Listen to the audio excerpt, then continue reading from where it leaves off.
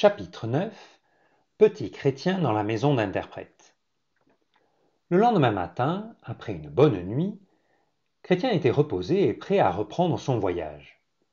Bonne Volonté le fit sortir hors de la maison et lui montra un étroit ruban qui traversait la plaine en droite ligne. « Y a-t-il des tournants ?» s'inquiéta l'enfant. « Si j'arrive à un carrefour, comment saurais-je choisir ?»« Le chemin du roi va tout droit, » répondit Bonne Volonté. « Les sentiers qui s'en écartent sont tortueux. Et puis, le véritable est étroit, tandis que les routes à ne pas suivre sont généralement larges. D'ailleurs, si tu fais bien attention, tu ne pourras pas te tromper. »« Ne pourriez-vous m'enlever mon fardeau ?» supplia Chrétien. « Je marcherais mieux si je ne l'avais pas. »« Non, je ne peux te l'ôter. Il faut que tu le portes patiemment jusqu'à ce que tu arrives devant la croix. Alors il tombera de lui-même et tu ne le verras jamais plus. »« Oh, quel bonheur !» soupira Petit Chrétien. « Est-ce que je trouverai ailleurs d'autres maisons comme celle-ci où je pourrais m'arrêter ?»« Oui. Aujourd'hui, vers midi, tu passeras près de celle d'interprète. Il est très aimable, et si tu demandes à le voir, il te montrera probablement des choses qui t'intéresseront beaucoup. » Bonne Volonté prit alors congé du petit pèlerin. Il faisait beau temps. Chrétien jouit énormément de sa promenade de ce matin-là. Les oiseaux chantaient gaiement et volontiers il aurait chanté lui aussi, tant il était joyeux. L'air pur et léger qu'il respirait lui faisait du bien. « Il n'y a rien ici qui puisse me nuire, pensait-il. Ce que Mondain m'a conté n'était pas vrai. » Vers le milieu de la journée, comme il éprouvait le désir de se reposer un peu, il vit au bord de la route une grande maison et comprit que ce devait être celle d'interprète. Il frappa donc à la porte. Un domestique vint ouvrir et s'informa de ce qu'il désirait. « Je suis un pèlerin, dit-il. Je vais à la cité du roi. J'ai passé la nuit dernière chez Bonne Volonté et il m'a dit que le maître de cette maison est son ami. Pourrais-je lui parler ?» Le serviteur alla chercher son maître et bientôt Interprète lui-même parut. C'était un homme âgé, très grand. Il portait une longue barbe blanche. Il mit sa main sur la tête de l'enfant. « Que puis-je faire pour toi, mon garçon ? » « Voudriez-vous me montrer quelques-unes des belles choses que vous avez ?» pria timidement Chrétien.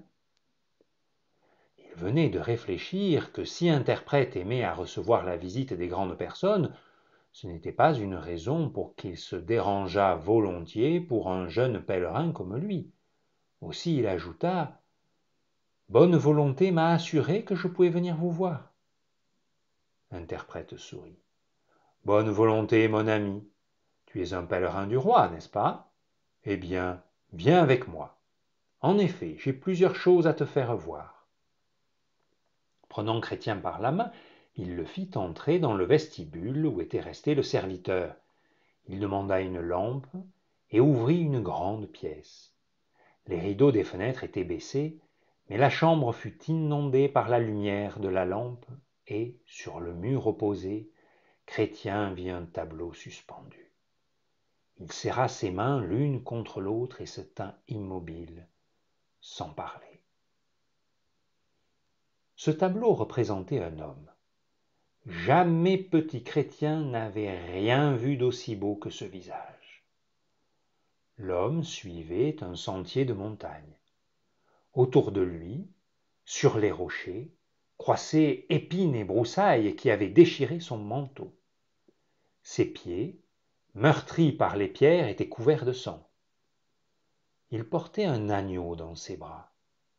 Ce pauvre, faible agneau appuyait sa tête sur l'épaule du berger, et ce dernier le regardait avec tendresse.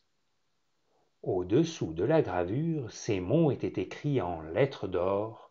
« Il prendra les agneaux dans ses bras et les portera dans son sein. »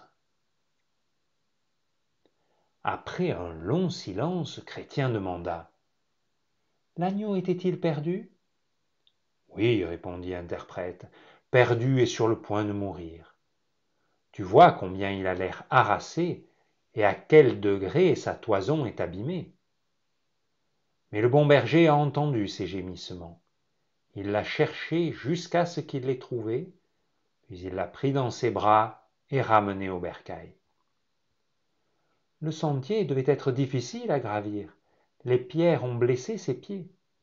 Oui, oui, très difficile. Mais le berger n'y a point fait attention parce qu'il aimait son frêle agneau. Je t'ai montré ce tableau, car le bon berger est le fils de notre roi. Il aime les pèlerins comme un berger aime son troupeau. Les petits pèlerins sont ses agneaux. Il veille sur eux. Lorsque tu seras triste ou fatigué, ou que tu auras peur, pense à cela. Je suis aussi un pèlerin, dit Chrétien en regardant l'interprète. Oui, un pèlerin et un agneau dans le troupeau du bon berger. Maintenant, je vais te montrer autre chose.